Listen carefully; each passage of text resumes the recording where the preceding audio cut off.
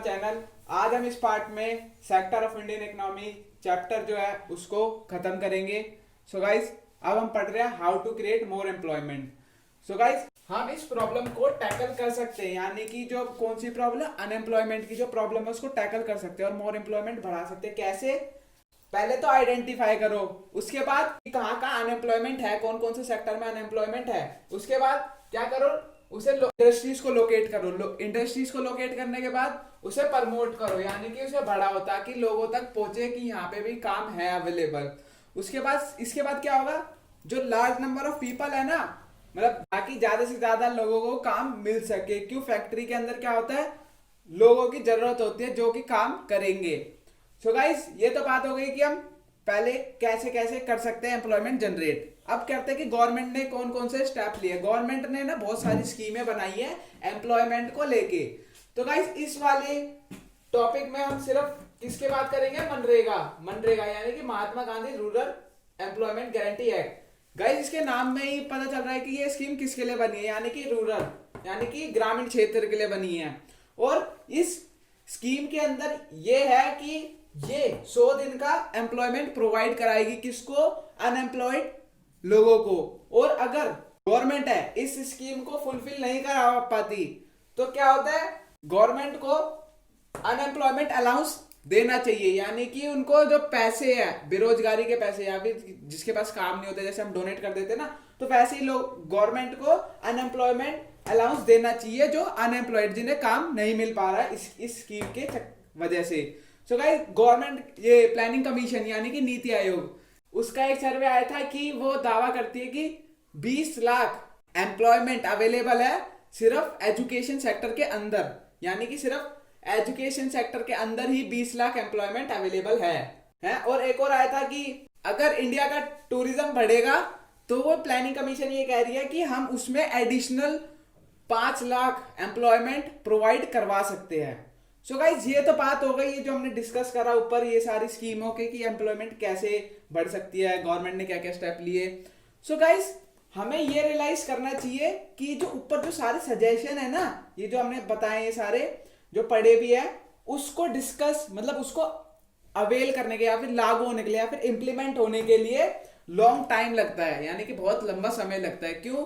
अब पेपर में लिख दोगे लेकिन बहुत सारे लोग हैं, वहां तक पहुंचेगा कैसे, इसलिए उसमें थोड़ा टाइम लगता है। तो आई होप आपको समझ आ गया होगा कि एम्प्लॉयमेंट ज्यादा कैसे क्रिएट करी जाए। सो गाइस, अब हम आगे पढ़ने वाले हैं division of sector as organise and unorganise, यानी कि बेसिकली हम डिफरेंस पढ़ने वाले हैं ऑर्गेनाइज सेक्टर के अंदर और अनऑर्गेनाइज सेक्टर के अंदर। सो गाइस, हम पहले बात कर लेते हैं अनऑर्गेनाइज सेक्टर क्या होता है। अनऑर्गेनाइज सेक्टर वो सेक्टर होता है जहां पे जो टर्म्स ऑफ एम्प्लॉयमेंट है, यानी कि जो रोजगार है वो रेगुलर होता है और फिक्स होता है, यानी कि ऑर्गेनाइज सेक्टर के अंदर काम मिलेगा ही मिलेगा।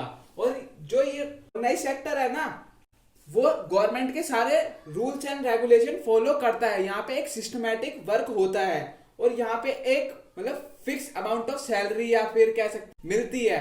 और सो गाइस, जैसे आप ले लो कोई भी बड़ी बिजनेस होते हैं, वो सारे सिस्टमैटिक वर्क करते हैं और सारे रूल्स एंड रेगुलेशन फॉलो करते हैं गवर्नमेंट के, तो वो कौन से सेक्टर के अंदर आएंगे, वो ऑर्गेनाइज सेक्टर के अंदर आएंगे। सो गाइस, ये बात हो गई ऑर्गेनाइज सेक्टर की। अब हम बात करते हैं अनऑर्गेनाइज सेक्टर के अंदर। अनऑर्गेनाइज सेक्टर के अंदर क्या होता है, ये वो सेक्टर होता है जिसका जो काम है ना बहुत बिखरा हुआ था, काम बिखरा होता है, यानी कि बिजनेस या फिर कोई भी कह लो जो प्लेस ऑफ वर्क है वो सारा बिखरा होता है और जो एम्प्लॉयमेंट है वो भी सारी बिखरी होती है, यानी कि यहाँ पे कुछ भी सिस्टमैटिक तरीके से नहीं होता है। यहाँ पे गवर्नमेंट के रूल्स एंड रेगुलेशन भी फॉलो नहीं होते।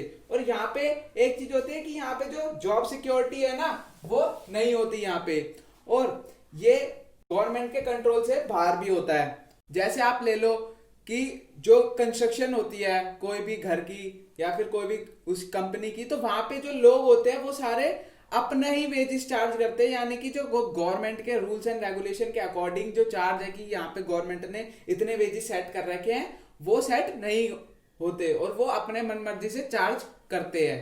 जैसे कोई भी परचून की दुकान होती है, तो वहां पे जो हम एम्प्लॉयमेंट लेते हैं या फिर जहाँ पे हम काम करते हैं उस परचून की दुकान में, तो उससे क्या होता है, वहां पे जब ऑनर की मर्जी होती है तो वो उतने ही पैसे देता है। अगर ऑनर ने कह दिया 2000 दूंगा तो 2000 दूंगा, तो वो 2000 ही देगा। तो ये किस में आ गई, ये सारे आ गए अनऑर्गेनाइज सेक्टर के अंदर। सो आई होप आपको पता चल गया होगा ऑर्गेनाइज और अनऑर्गेनाइज सेक्टर क्या होते हैं। सो गाइस, अब हम पढ़ने जा रहे हैं how to protect worker in unorganise sector. हमने ये पढ़ा था कि पहले की ऑर्गेनाइज और अनऑर्गेनाइज सेक्टर क्या होते हैं। अब आपको उससे पढ़ के तो ये लग रहा होगा ऑर्गेनाइज सेक्टर अच्छे होते हैं, लेकिन अनऑर्गेनाइज सेक्टर भी अच्छे होते हैं, हमें उसे प्रोटेक्ट करना चाहिए। अनऑर्गेनाइज सेक्टर को प्रोटेक्ट कैसे करें।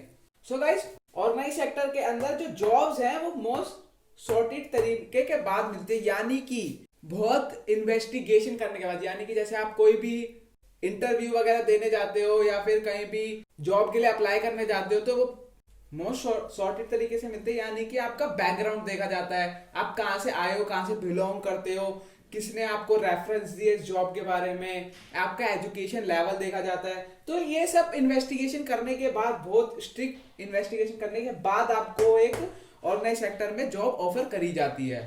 तो अब हमें पता है कि जो ऑर्गेनाइज सेक्टर के अंदर जॉब जो है ना, वो बहुत धीरे धीरे तरीके से बढ़ रही है, यानी कि जो इसकी जो ग्रोथ है वो स्लो रेट से हो रही है। ठीक है, अब ये तो बात होगी ऑर्गेनाइज सेक्टर के अंदर बहुत मुश्किल से जॉब मिलती है और इसमें गवर्नमेंट के सारे रूल्स एंड रेगुलेशन भी फॉलो होते हैं। तो इस वजह से जो गवर्नमेंट के रूल्स एंड रेगुलेशन से बचने के लिए जो ऑर्गेनाइज सेक्टर है वो किस में कन्वर्ट हो रही है, अनऑर्गेनाइज सेक्टर में कन्वर्ट हो रही है। क्यों? क्योंकि अगर ऑर्गेनाइज सेक्टर के अंदर आपको पता ही है कि सारे रूल्स एंड रेगुलेशन यानी कि नॉर्म्स जो है गवर्नमेंट के सारे फॉलो होते हैं, यानी कि जो वेज एक्ट है वो सब भी, और वर्किंग एक्ट है जो भी, वो सारे एक्ट सब फॉलो होते हैं और सिस्टमैटिक तरीके से काम होता है।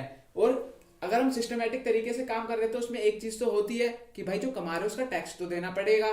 तो ऑर्गेनाइज सेक्टर क्या करते हैं, अपने टैक्स वगैरह बचाने के लिए, लोगों को कम पैसा देने के लिए अपने आप को अनऑर्गेनाइज सेक्टर के अंदर कन्वर्ट कर रही है। क्योंकि अनऑर्गेनाइज सेक्टर के अंदर कोई लिमिट नहीं होती पैसा कमाने की, या फिर जैसे होता है ना कि आज पैसे कम गए तो कल नहीं उतनी अच्छी जॉब मिली, ना उतने अच्छे पैसे कमे, तो ऐसा होता है। तो इस वजह से जो अनऑर्गेनाइज सेक्टर है टैक्स से बचने के लिए और बहुत सारे रूल्स एंड रेगुलेशन से बचने के लिए वो अपने आप को किस में कन्वर्ट कर रहा है, अनऑर्गेनाइज सेक्टर में कन्वर्ट कर रहा है। तो इस वजह से जो लोग हैं, मतलब 90 से ये देखा जा रहा है कि बहुत सारे लोग जो हैं वो ऑर्गेनाइज सेक्टर को छोड़ छोड़ के अनऑर्गेनाइज सेक्टर में फोर्स हो रहे हैं, यानी कि वो आ रहे हैं। क्यों भाई, अब यहाँ पे जो अनऑर्गेनाइज सेक्टर के अंदर, मतलब ऑर्गेनाइज सेक्टर के अंदर अब वो रूल्स एंड रेगुलेशन फॉलो नहीं कर रही, तो वो क्या करेगी, पैसे भी कम देगी।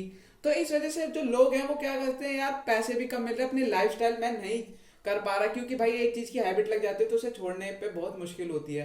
तो वैसे ही लोग सोचते हैं यार कुछ और काम कर लेते हैं जिससे थोड़ी और एक्स्ट्रा अर्निंग हो जाएगी। तो वो क्या ऑर्गेनाइज सेक्टर को छोड़ के अनऑर्गेनाइज सेक्टर में शिफ्ट हो रहे हैं। तो बात कर लेते हैं कि रूरल एरिया यानी गांव के एरिया में कौन सा अनऑर्गेनाइज सेक्टर के अंदर देखे जाते हैं लोग। ज्यादातर लोग कौन से देखे जाते हैं, लैंडलेस लेबर और स्मॉल एंड मार्जिनल फार्मर, यानी कि छोटे और ठीक ठीक फार्मर्स। ये सारे कहां देखे जाते हैं, अनऑर्गेनाइज सेक्टर के अंदर।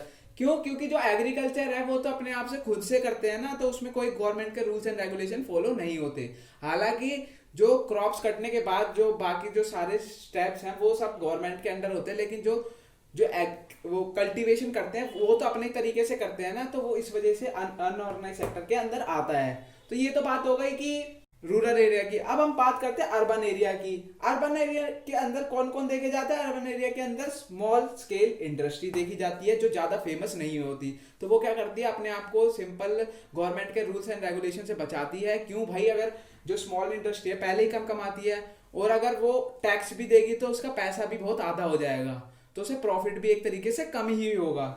ये देखे जाते हैं। और वर्कर इन कंस्ट्रक्शन साइट पे, जो वर्कर्स हैं वो जो कंस्ट्रक्शन साइट पे, वो सारे कहां पे लगे होते हैं, अनऑर्गेनाइज सेक्टर के अंदर।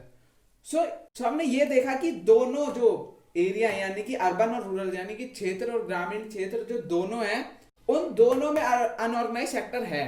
तो अनऑर्गेनाइज सेक्टर को प्रोटेक्ट करने के लिए हमें क्यों स्टेप लेना चाहिए, क्यों? क्योंकि जो अनऑर्गेनाइज सेक्टर के अंदर जाते हैं वो कौन होते हैं, वो सारे होते हैं बैकवर्ड क्लासेस के लोग होते हैं, यानी कि शेड्यूल कास्ट के, शेड्यूल ट्राइब के। तो ये सारे लोग कहाँ एंगेज होते हैं, अनऑर्गेनाइज सेक्टर के अंदर। क्यों? क्योंकि भाई उनके साथ बहुत ज्यादा डिस्क्रिमिनेट होता है। जैसे कि अब भाई कोई बोलता है ना कि गरीब कास्ट से है तू, तेरे पास इतना पैसा नहीं है फेस कलर तेरा ऐसा है, लेकिन हालांकि अब नहीं होता, पहले ऐसा होता था। तो इस वजह से हमें प्रोटेक्ट करना चाहिए अनऑर्गेनाइज सेक्टर को। क्यों? क्योंकि एक और रीजन है कि जो लोग पढ़े लिखे नहीं है, जो इतने एजुकेटेड नहीं है, वो कहाँ भागेंगे? ऑर्गेनाइज में तो भागेंगे नहीं। क्यों? क्योंकि वहां पे तो बहुत इन्वेस्टिगेशन और क्वालिफिकेशन देने के बाद जॉब मिलती है। तो जो लोग पढ़े लिखे नहीं है वो अनऑर्गेनाइज सेक्टर में भागेंगे, क्योंकि इसके अंदर कोई भी strict rules and regulation follow नहीं होते। अगर काम करना आता है तो आ जाओ, ये होता है। सो गाइस, मैं आपको एक चीज बताना तो भूल ही गया कि जो हमें प्रोटेक्ट कैसे करना चाहिए, कि गवर्नमेंट को ना स्ट्रिक्ट एक्शन भी लेने चाहिए, और जो बड़ी बड़ी इंडस्ट्री है यानी कि ऑर्गेनाइज सेक्टर है उसको थोड़ा सपोर्ट करना चाहिए अनऑर्गेनाइज सेक्टर को, ताकि वो भी अपना स्टैंड ले सके। सो आई होप आपको समझ आ गया होगा कि हम वर्कर को अनऑर्गेनाइज सेक्टर में कैसे प्रोटेक्ट करें। सो गाइस, अब हम बात कर लेते हैं sector in terms of ownership, public and private, की पब्लिक सेक्टर की क्या ओनरशिप है और प्राइवेट सेक्टर की क्या ओनरशिप है। बेसिकली हम यहाँ पे पब्लिक सेक्टर और प्राइवेट सेक्टर में डिफरेंस पढ़ेंगे। तो पहले बात कर लेते हैं कि पब्लिक सेक्टर क्या होता है। पब्लिक सेक्टर वो सेक्टर होता है जिसके सारे असेट किसके होते हैं? गवर्नमेंट के हाथ में होता है, उसे बोलते हैं पब्लिक सेक्टर। और उससे वो क्या करता है? सर्विस भी प्रोवाइड करवाता है। ठीक है, अब हम बात कर लेते हैं प्राइवेट सेक्टर की। प्राइवेट सेक्टर कौन सा होता है? प्राइवेट सेक्टर वो होता है जिसके सारे असेट जो होते हैं वो एक इंडिविजुअल के हाथ में होते हैं या फिर एक कंपनी के हाथ में होते हैं, और वो हमें सारी सर्विस प्रोवाइड करवाता है। तो हम बात कर लेते हैं प्राइवेट सेक्टर की। प्राइवेट सेक्टर किस लिए वर्क करता है? सिर्फ प्रॉफिट के लिए। और जो पब्लिक सेक्टर है वो किस लिए वर्क करता है? Work for providing service, service provide कराने के लिए वर्क करता है पब्लिक सेक्टर।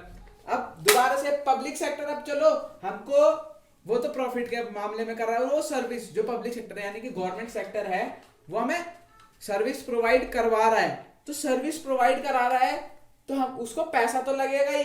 तो पैसा लगेगा तो वो कहां से हमारा अपना पैसा लाता है सर्विस प्रोवाइड कराने के लिए? टैक्सेस से और दूसरे वेजेस। दूसरे वेजेस कौन से होते हैं? दूसरे वेजेस वो होते हैं जैसे फाइन हो गया, रेड पड़ गई, या फिर इनलीगल जो काम हो रहा है उसे जब गवर्नमेंट जब्त कर लेती है तो उसका जो सारा प्रॉफिट होता है वो कहाँ जाता है? गवर्नमेंट ट्रेजरी यानी गवर्नमेंट के खजाने में जाता है। तो उस सारे पैसे से हमको जो है सर्विस प्रोवाइड कराती है पब्लिक सेक्टर। ठीक है, और देखो गाइस, अब बात कर लेते हैं कि सर्विस कौन कौन सी सर्विस जो पब्लिक सेक्टर है वो हमें फैसिलिटीज प्रोवाइड करता है फ्री ऑफ कॉस्ट। अब हम उसके बारे में बात करेंगे कौन कौन सी फैसिलिटीज हमको प्रोवाइड करवाता है या फिर उसे करवानी चाहिए फ्री ऑफ कॉस्ट। कौन कौन सी facility? Education facility, health facilities और रोडवे फैसिलिटी। और ये सारी बहुत सारी ऐसी फैसिलिटीज है जो कि गवर्नमेंट को अपने हाथ में लेनी चाहिए, जिसके वजह से जिससे जो गरीब लोग हैं उन तक भी सारी फैसिलिटीज पहुंचे। अगर वहीं बात कर ले तो प्राइवेट सेक्टर है वो भी हमें सर्विस प्रोवाइड करवाता ही है। वो हमें सर्विस प्रोवाइड कराता है या फिर फैसिलिटी प्रोवाइड कराता है, लेकिन हाई कॉस्ट पे यानी कि बहुत हाई रेट पे।